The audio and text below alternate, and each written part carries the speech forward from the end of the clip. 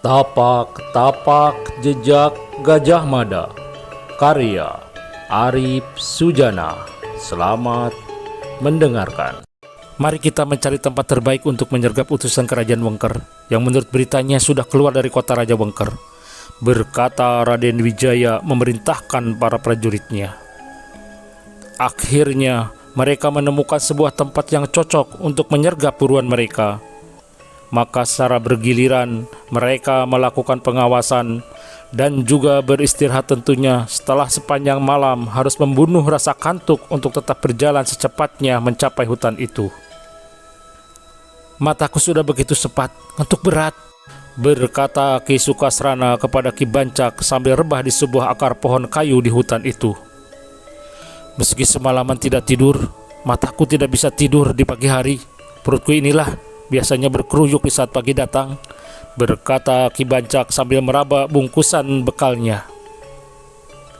Demikianlah pasukan kecil itu dengan penuh ketaatan yang tinggi sambil bergiliran melakukan pengawasan. Bila mereka nampak berbaring tidur, tidak juga melepas kewaspadaannya. Pendengaran mereka sudah biasa terlatih untuk terus waspada di segala keadaan, meski dalam istirahat tidur sekalipun. Bila dikatakan bahwa tidur mereka cuma tidur ayam, seperti itulah tidurnya seorang prajurit di setiap peperangan. Bagi mereka, kelengahan sedikit adalah sebuah kemalangan yang tak bisa dimundurkan. Taruhannya adalah nyawa mereka. Itulah sebabnya mereka selalu mengutamakan kewaspadaan dimanapun mereka berada. Bahkan, terkadang tiba-tiba saja mereka terkaget langsung bangkit berdiri dari tidurnya, meski ternyata suara istrinya membuka pintu kamar membawakan minuman wedang sereh di pagi hari. Begitulah jiwa dan perasaan para prajurit dimanapun. Matahari di atas hutan Banaran terlihat sudah bergeser sedikit dari puncaknya. Namun kerapnya batang dan daun di hutan itu telah membuat suasana alam hutan tetap teduh dan basah. Hanya di beberapa tempat saja sinar matahari dapat menerobos langsung ke tanah kering, memberikan cahaya terang di sekitarnya. Beberapa prajurit Singosari masih tetap melakukan pengawasan, sementara yang lainnya telah siap siaga di beberapa tempat yang tersembunyi di antara semak belukar dan batang pohon hutan yang besar dan rindang. Ki Bancak adalah salah seorang prajurit Singasari yang saat itu telah mendapat giliran sebagai prajurit pengawas. Terlihat dengan lincah dan beraninya naik ke sebuah cabang pohon kayu yang cukup tinggi. Ketika mendapat sebuah batang yang cukup terlindung dari pandangan mata, Ki Bancak pun langsung duduk bersandar di atas cabang batang pohon itu. Akhirnya yang mereka tunggu pun datang juga. Terlihat di kejauhan sebuah iring-iringan sekelompok orang yang tengah berjalan memasuki hutan Banaran, menyusuri jalan setapak yang ada di dalam hutan itu. Bila dihitung, jumlah mereka ada sekitar 20 orang. Di tengah iring-iringan itu terlihat 2 orang tengah memikul sebuah kotak peti yang cukup berat. Dapat dilihat dari kayu pemikulnya yang sedikit melengkung menahan beban peti kayu itu. Terdengar suara burung jalak Bali yang panjang berkali-kali di antara suara binatang hutan lainnya yang kadang sekali 2 kali terdengar. Ternyata suara burung jalak Bali itu adalah sebuah isyarat dari salah seorang prajurit pengawas Singasari dari persembunyiannya yang melihat bahwa sasaran yang mereka nantikan tengah berjalan menuju ke arah mereka.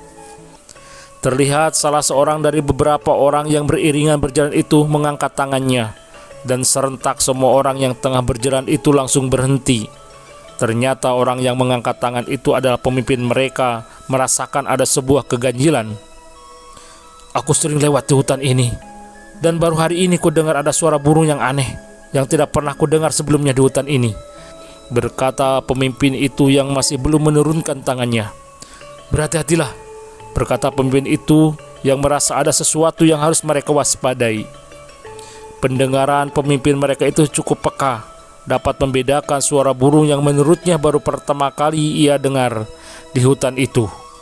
Dan ternyata kali ini kecurigaannya telah terbukti. Tidak jauh dari tempat mereka berpijak, Terlihat begitu banyak orang yang telah berlompatan keluar dari kanan kiri jalan setapak di tengah hutan itu. Sekejap ada rasa terkejut yang sangat dari semua orang-orang yang baru datang itu.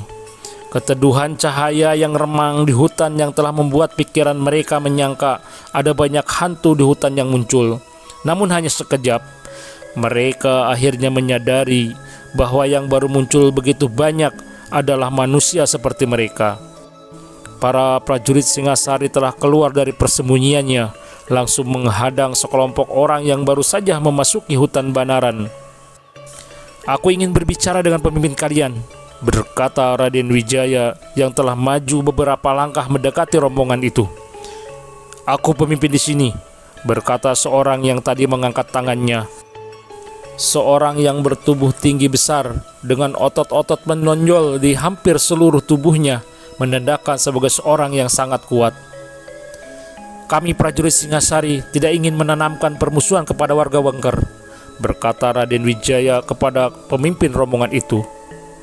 "Bila memang tidak ada permusuhan kepada kami, beri kami jalan agar kami dapat melanjutkan perjalanan," berkata pemimpin rombongan itu. "Silakan melanjutkan perjalanan kalian, tapi tinggalkan peti kayu itu untuk kami," berkata Raden Wijaya kepada pemimpin rombongan itu dengan suara yang datar.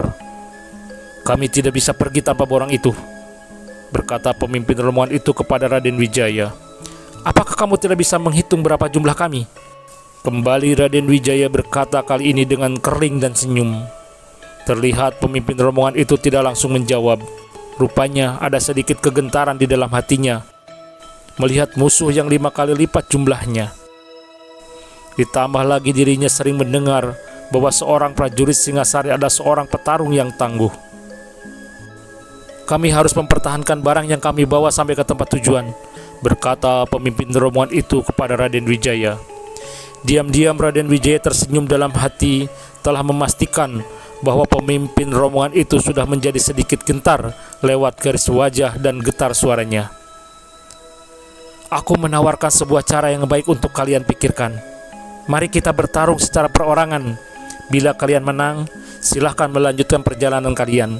Namun, bila kami yang menang, terpaksa kalian harus merelakan barang yang kalian bawa," berkata Raden Wijaya kepada pemimpin rombongan itu.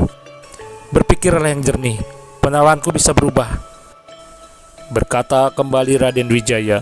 Terlihat pemimpin rombongan itu tengah berpikir untung dan ruginya penawaran dari pihak lawan.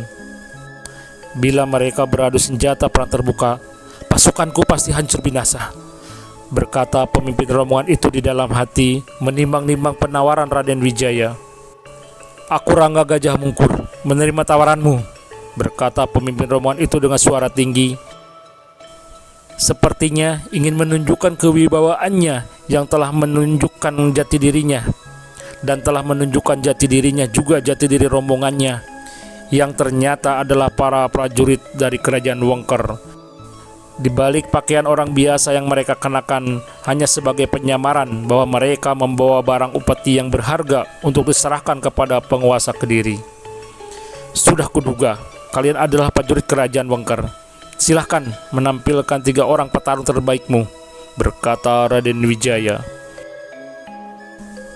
Tanah jalan setapak di dalam hutan itu memang sangat sempit untuk sebuah pertarungan perorangan. Terlihat beberapa orang prajurit Singasari telah membabat dan membersihkan semak belukar di kiri kanan jalan setapak itu. Hasilnya lumayan untuk menyaksikan sebuah pertarungan antara perwakilan dari pasukan Raden Wijaya dengan salah seorang prajurit kerajaan Wengker. Terlihat pemimpin prajurit Wengker yang menyebut dirinya sebagai Rangga Gajah Mungkur itu memanggil orangnya untuk maju ke area pertarungan yang telah disiapkan. Semua mata memandang prajurit Wengker itu yang telah dipilih oleh Ki Rangga Gajah Mungkur, seorang yang berkulit hitam legam dengan perawakan tubuh yang tinggi, kekar berotot. Terlihat prajurit Wengker itu telah melucuti senjatanya karena pertarungan perorangan memang sebuah pertarungan tangan kosong. Sementara itu, Raden Wijaya telah melihat wakil petarung pihak lawannya tidak langsung segera memanggil salah seorang prajuritnya. Hanya memandang tajam wakil prajurit dari Wengker itu dengan pandangan yang penuh teliti sebagaimana seorang penyambung ayam tengah menelisik ayam jago lawan. Entah apa yang dilihat dan dipikirkan oleh Raden Wijaya dari orang yang tengah diperhatikannya. Yang jelas, terlihat bibir Raden Wijaya sedikit tersenyum dan berbalik badan menghadap para prajuritnya sendiri. Terlihat hampir semua prajurit Singasari menahan napasnya. Mereka tahu bahwa senapati mereka, Raden Wijaya, tengah memilih siapa yang akan dimajukan sebagai wakil dari mereka. "Keluarlah Ki Lurah Bancak," berkata Raden Wijaya, memanggil Ki Bancak dengan panggilan lengkap dengan jabatan lurah di depan namanya. "Tuan Senapati memilih hamba," berkata Ki Bancak kepada Raden Wijaya setelah berdiri mendekat dengan suara yang datar, penuh percaya diri yang tinggi. Terlihat Raden Wijaya tersenyum memandang wajah Ki Bancak. "Sahabat Senapati Amping pasti orang pilihan. Aku memilih kamu mewakili prajurit Singasari," berkata Raden Wijaya kepada Ki Bancak sambil memegang pundaknya, mempersilahkan Ki Bancak maju ke area pertarungan. Begitu tenangnya Ki Bancak maju melangkah ke tengah arena sebagaimana seorang petarung sejati melangkah dengan ayunan kaki yang tegap dan dada dibusungkan ke depan penuh percaya diri yang tinggi. Ternyata cara Ki Bancak berjalan ke tengah arena itu adalah sebuah cara menjatuhkan jiwa dan semangat lawan. Dan benar saja, sikap dari cara berjalan Ki Bancak memang membuat jiwa dan semangat lawannya menjadi bimbang. "Orang ini punya rasa percaya diri yang tinggi," berkata lawan Ki Bancak kepada dirinya sendiri dengan mata yang tetap tertuju kepada Ki Bancak yang semakin mendekat ke arahnya. "Aku sudah siap, kawan," berkata Ki Bancak kepada lawannya dengan sikap yang begitu meyakinkan ketika mereka telah dekat saling berhadapan. "Aku juga telah siap untuk menghajarmu," berkata prajurit Wengker itu kepada Ki Bancak dengan langsung membuat sebuah kuda-kuda untuk segera menyerang lawan. Telah meluncur cukup tinggi, menghantam arah dada Ki Bancak dengan kecepatan dan tenaga yang cukup kuat. Ternyata Ki Bancak memang sudah cukup siap menghadapi serangan awal lawannya. Terlihat kaki kiri Ki Bancak maju ke depan bersamaan dengan memiringkan badannya. Gerakan itu dilakukan dengan begitu cepatnya. Bukan main kagetnya prajurit Wengker itu melihat serangan lewat begitu saja. Bertambah kaget pula prajurit itu ketika tiba-tiba saja Ki Bancak merendahkan tubuhnya dan mengayunkan kaki kirinya setengah putaran menghantam kaki prajurit Wengker itu yang hanya masih tertumpu dengan satu buah kaki.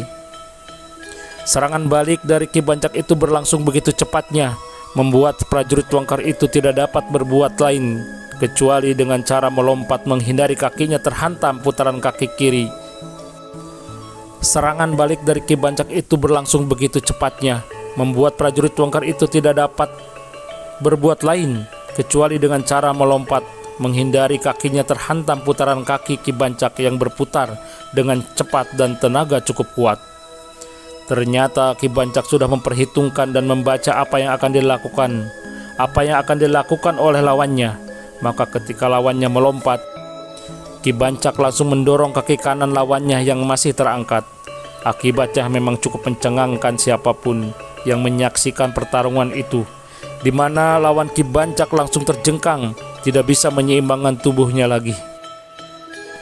Prajurit Wengker itu terlihat jatuh dengan punggung menghantam tanah basah hutan Banaran. Ki Bancak tidak segera memburu lawannya itu yang tengah terjatuh, namun langsung berbalik badan menghadap para prajurit Singasari sambil mengangkat satu tangannya 3 kali berturut-turut. Beriring dengan suara sorak-sorai gembira dari prajurit Singasari yang merasa kagum atas cara Ki Bancak yang dalam satu gebrakan sudah dapat menjatuhkan lawannya. "Hidup Ki Bancak!" berteriak beberapa prajurit Singasari penuh kegembiraan. Terlihat Ki Bancak sudah berbalik badan kembali ke arah lawannya yang sudah bangkit berdiri. Dan dengan penuh keyakinan dan kepercayaan pada diri yang tinggi, Ki Bancak menatap lawannya. "Jangan terlalu gembira," berkata prajurit Wengker itu kepada Ki Bancak dengan wajah penuh amarah memuncak. Langsung mengayunkan tangannya ke arah Ki Bancak. "Mencuri tenaga lawan," berkata Ki Bancak sambil memiringkan badannya bersamaan dengan menggeser kaki kanannya, persis sama seperti yang dilakukannya ketika menghindari serangan awal lawannya itu. Tapi kali ini diikuti dengan menangkap pergelangan tangan lawan dan menarik ke arah tenaga lawan. Terlihat tubuh prajurit Wengker itu terhujung ke depan, terbawa tarikan tangan Ki Bancak. Namun, begitu prajurit Wengker itu berusaha dengan tenaganya menahan tarikan itu, kembali dengan ringan tangan Ki Bancak. Kembali dengan ringannya, tangan Ki Bancak mengikuti arah dari tenaga lawan. Semua orang yang menyaksikan pertarungan itu sangat kagum dengan apa yang dilakukan oleh Ki Bancak. Prajurit Wengker lawannya itu yang berperawakan tinggi besar serta berotot itu di hadapan Ki Bancak seperti seonggok karung kapas yang begitu ringannya dipermainkan oleh Ki Bancak yang nampaknya sudah sangat menguasai sebuah ilmu rahasia mencuri tenaga lawan. Ternyata Ki Bancak nampaknya tidak ingin menjatuhkan lawannya dengan segera. Beberapa kesempatan telah dilepaskannya dengan begitu saja. Kelihatannya Ki Bancak bermaksud ingin menguras habis tenaga dan kekuatan lawannya dan membuatnya menjadi semakin putus asa. Akhirnya Ki Bancak sudah dapat melihat bahwa lawannya memang sudah terkuras habis tenaga dan napasnya. Maka dalam sebuah serangan dengan mudahnya Ki Bancak menangkap tangan lawan dan memelintirnya hingga sampai ke belakang pundaknya. Sementara tangan Ki Bancak yang masih bebas telah mengunci mati prajurit Wengker itu dengan mencengkram pinggang lawannya. Akibatnya prajurit itu seperti merasakan napasnya putus, dan dengan mudahnya Ki Bancak mendorong prajurit yang tidak berdaya itu jatuh tersungkur mencium tanah. Terlihat Ki Bancak telah melepaskan cengkraman tangan di pinggang lawan, namun masih mengunci tangan prajurit itu yang masih terbaring tengkurap. "Berteriaklah bahwa kamu menyerah atau kupatahkan tanganmu," berkata Ki Bancak kepada prajurit Wengker itu sambil sedikit menambahkan pelintiran tangannya. "Aku menyerah!" berteriak prajurit Wengker itu merasa khawatir tangannya akan patah bila semakin dipelintir oleh Ki Bancak. Mendengar teriakan itu, Ki Bancak telah melepaskan kunciannya dan perlahan mundur menjauhi lawannya.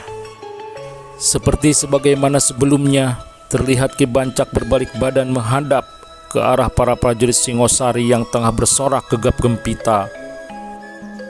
Merangkapkan kedua tangannya di dada dan sedikit membukukan badannya penuh rasa terima kasih atas simpatik yang diterima untuk kemenangannya. "Hidup Ki Bancak! Hidup Ki Bancak!" berkata beberapa orang prajurit Singosari mengeluk-elukan diri Ki Bancak. Sementara itu, tidak ada sedikit pun suara yang terdengar dari pihak prajurit Wengker. Mereka sepertinya tengah dipenuhi perasaan kecewa. Petarung mereka dikalahkan dengan begitu mudahnya. Terlihat Ki Rangga Gajah Mungkur bertolak pinggang menahan rasa kecewanya sambil mencari-cari siapakah orang kedua yang akan dipilihnya. "Jangan sampai mengecewakan diriku," berkata Ki Rangga Gajah Mungkur kepada salah seorang prajuritnya yang telah dipilih menjadi orang kedua yang akan turun bertarung. Terlihat prajurit Wengker pilihan Ki Rangga Gajah Mungkur telah maju ke arena pertempuran.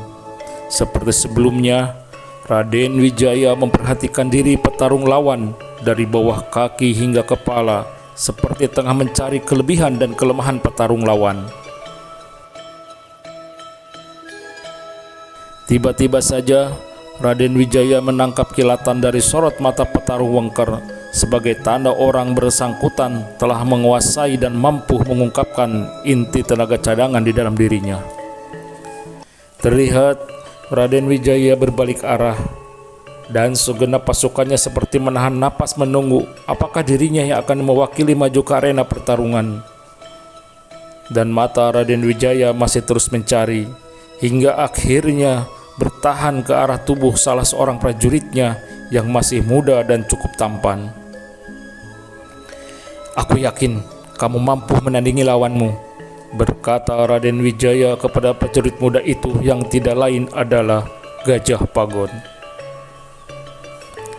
"Semoga hamba dapat memenuhi harapan tuanku," berkata Gajah Pagon merangkapkan kedua tangannya penuh hormat kepada Raden Wijaya.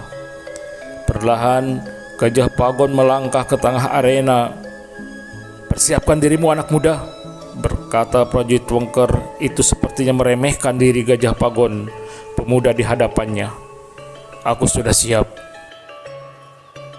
berkata Gajah Pagon sambil mengendapkan dirinya, menyerahkan segala akal dan budinya kepada Yang Maha memiliki kekuatan. "Lihat seranganku,"